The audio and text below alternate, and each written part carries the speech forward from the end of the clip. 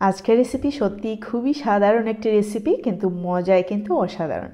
আশা করি আপনাদের ভালো লাগবে।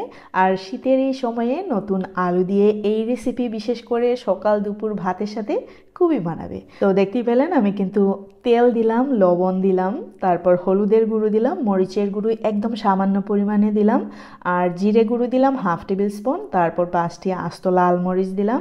এখন এই মশলাটুকু প্রায় 1 মিনিট ধরে খুব ভালো করে ভেজে নিলাম।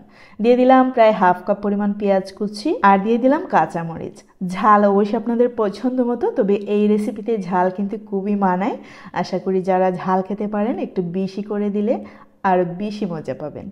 তো এইগুলোকে দেখতে পাচ্ছেন আমি খুব ভালো করে কষিয়ে নিলাম, আর কষিয়ে নেওয়া হয়ে গেলে আমি দিয়ে দিচ্ছি আলু। এখানে আমরা কোনো ধরনের পানি ইউজ করব না, এইটি মূলত এক ধরনের আলু ভর্তাই বলতে পারেন।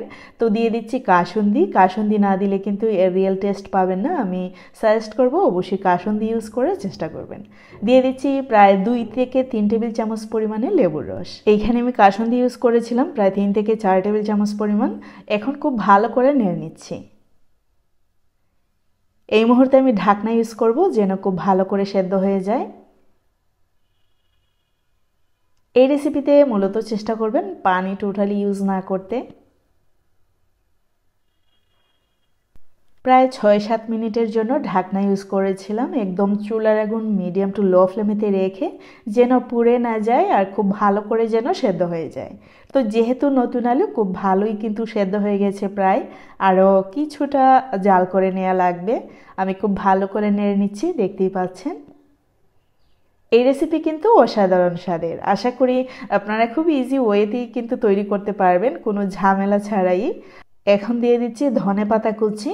আমি সাজেস্ট করব এই রেসিপিতে আলু আগে থেকেই সেদ্ধ করে না নেয়ার। যদি তেলের মধ্যে এরকম ঢাকনা দিয়ে ঠিক সেই ময়েতে আপনারা সেদ্ধ করে নেন, আলুর যে রিয়েল টেস্ট এইটা আপনারা ফিল করতে পারবেন, আর খেতে কিন্তু অসাধারণ ভালো লাগবে। আলু ভর্তা খেতে তো আমাদের সবারই ভালো লাগে, তবে আলু ভর্তার চেয়েও এই রেসিপি কিন্তু আরও খুব বেশি মজার।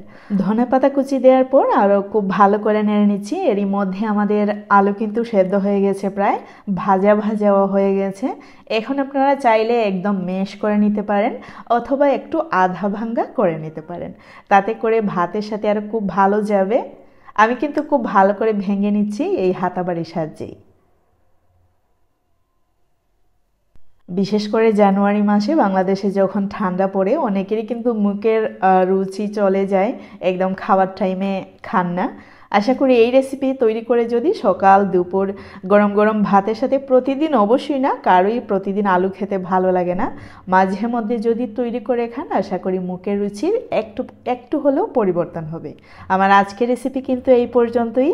আশা করি আপনাদের অনেক ভালো লেগেছে। ভালো লাগলে একটি লাইক দিতে ভুলবেন না, আর বেশি ভালো লাগলে সাবস্ক্রাইব। আমার ফেসবুক পেজটিও ফলো করতে ভুলবেন না। আল্লাহ হাফেজ।